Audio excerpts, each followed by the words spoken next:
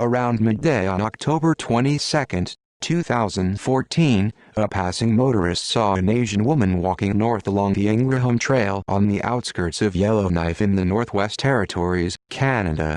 Several days later, after seeing stories in the local media that Atsumi Yoshikubo, unified ideograph, unified ideograph, unified ideograph, unified ideograph, 45, who had been visiting the city from her home in southern Japan, had gone missing, she reported the sighting.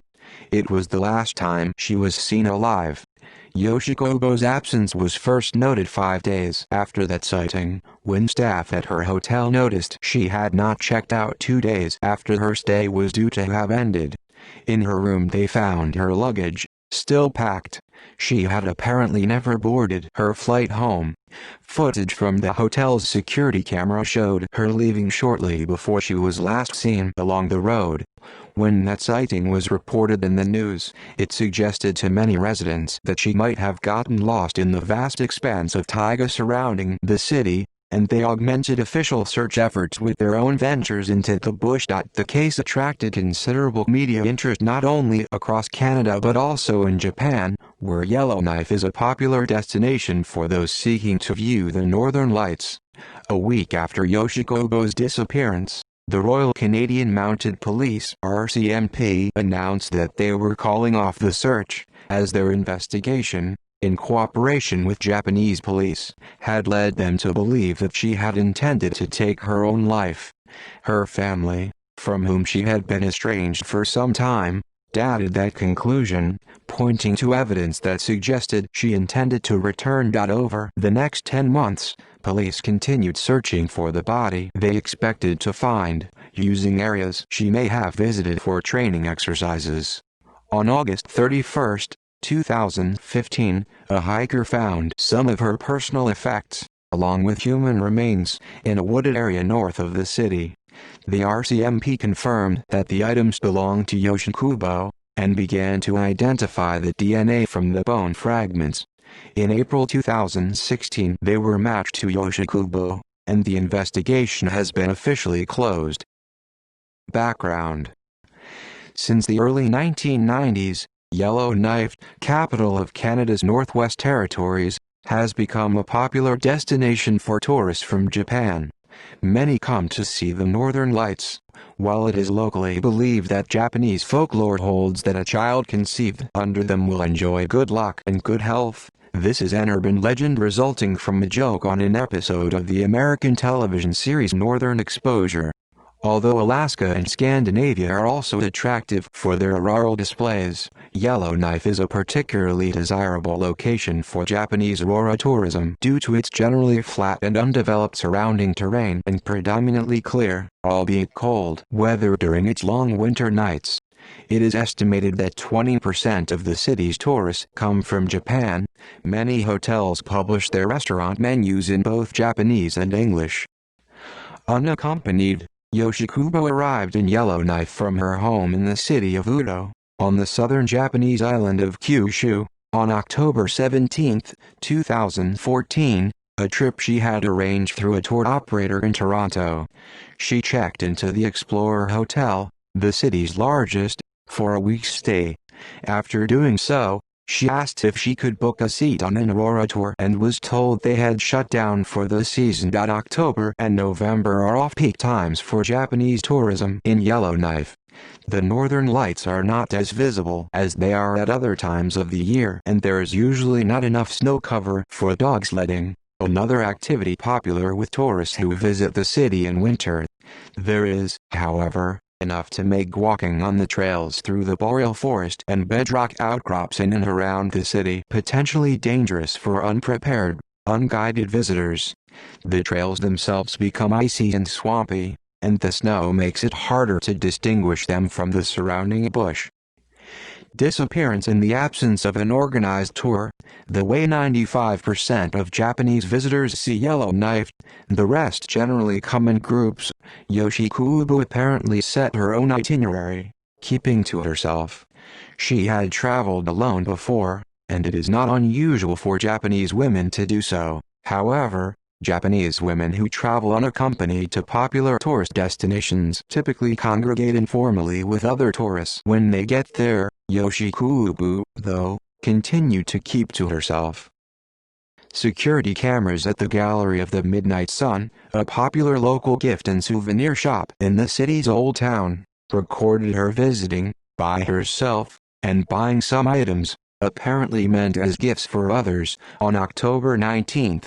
At another time that day, cameras at the city's Tourist Information Center recorded her visit, again alone. In both she was wearing a pink coat and a darker pink hat with black pants and white shoes. Yoshikubo's actions over the next 2 days are unknown.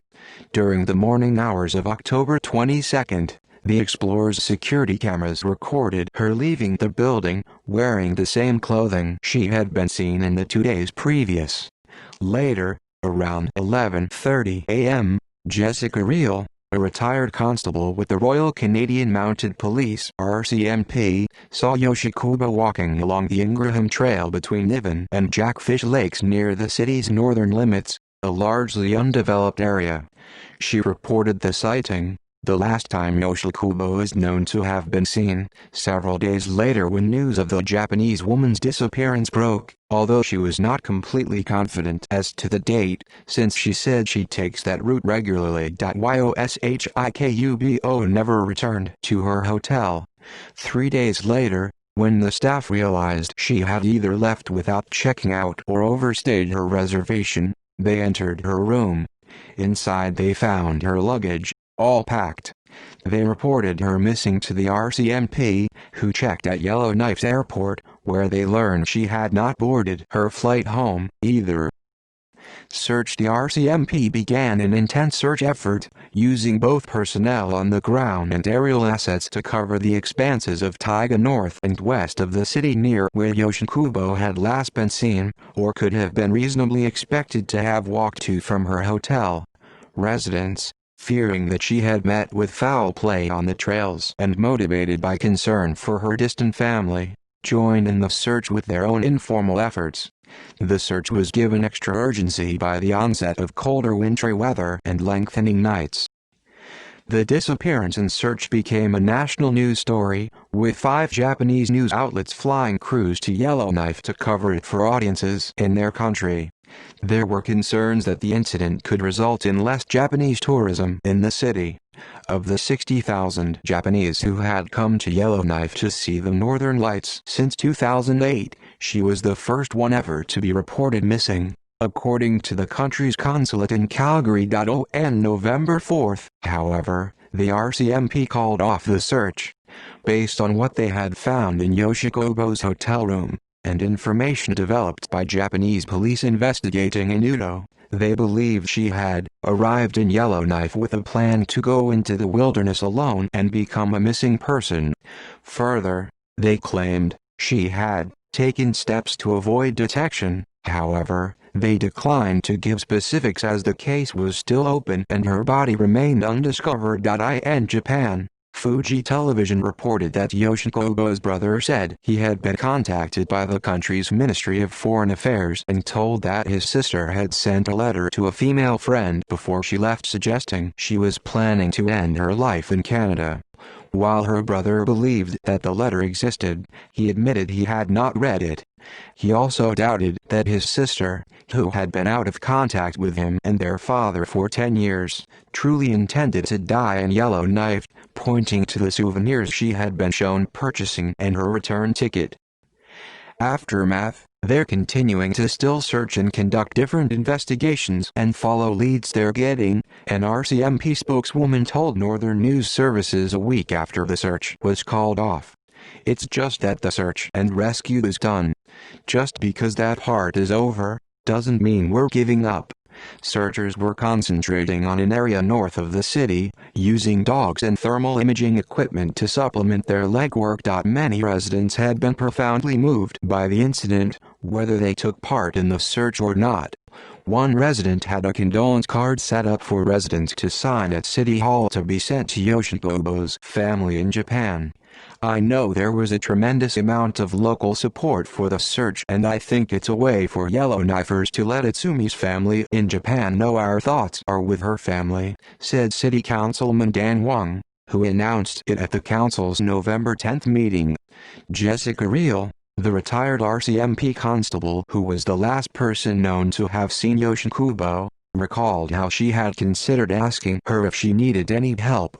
As I drove past her, I thought it might not be the best idea for her being alone. She had considered turning around and going back to offer help, but decided against it.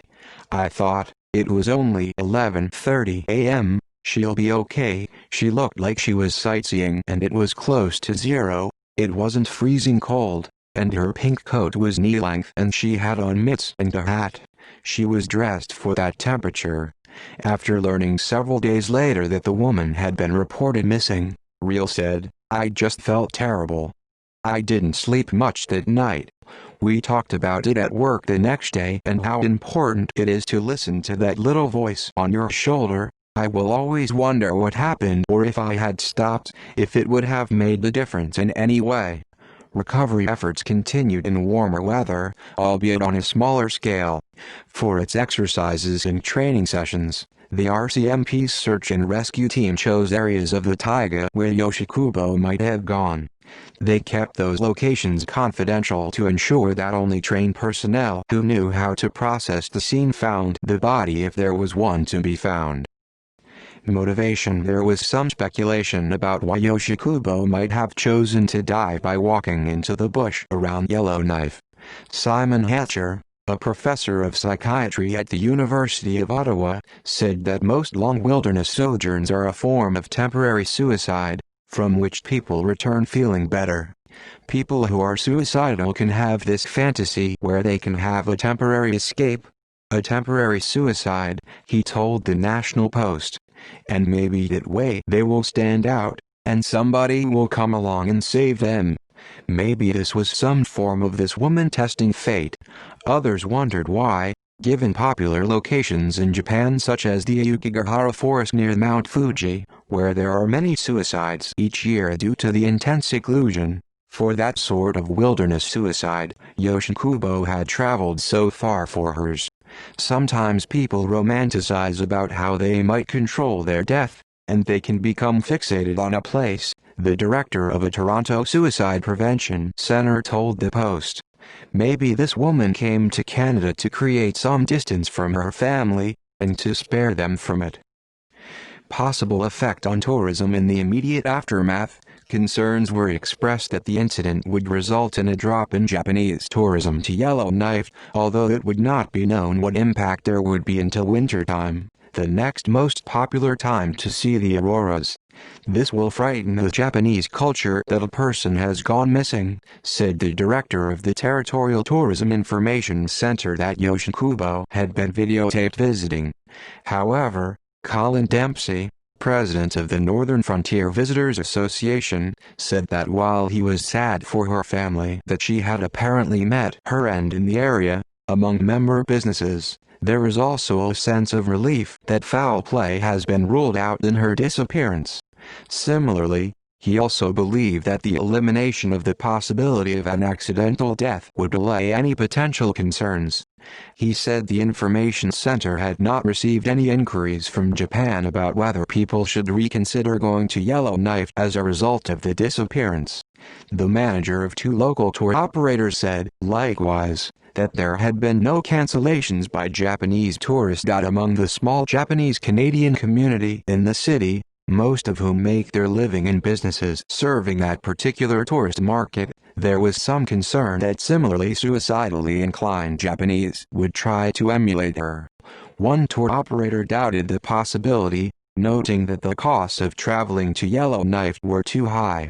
But, he said, he and his colleagues needed to be more vigilant in dissuading Japanese visitors from going out alone at night into the bush, since they could get lost as he feared Yoshikubo had done. By December, these concerns proved unfounded.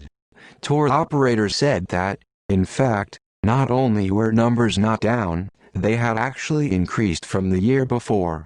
It didn't have any impact, said one kennel owner, who estimated that half his business came from Japan. Discovery of remains and identification. At the beginning of September 2015, the RCMP announced that a hiker in an area off the Ingraham north of the city had found personal effects that were confirmed to be Yoshikubo's. Along with the effects were human remains. However, the agency said, it could take months of forensic testing before it could be determined whether or not those remains were hers. In April 2016, the RCMP confirmed they were, and announced that the case was closed. Since only bone fragments were left, they would not be able to perform an autopsy. See also: List of people who disappeared. Timeline of Yellowknife history. Tourism in Canada. References.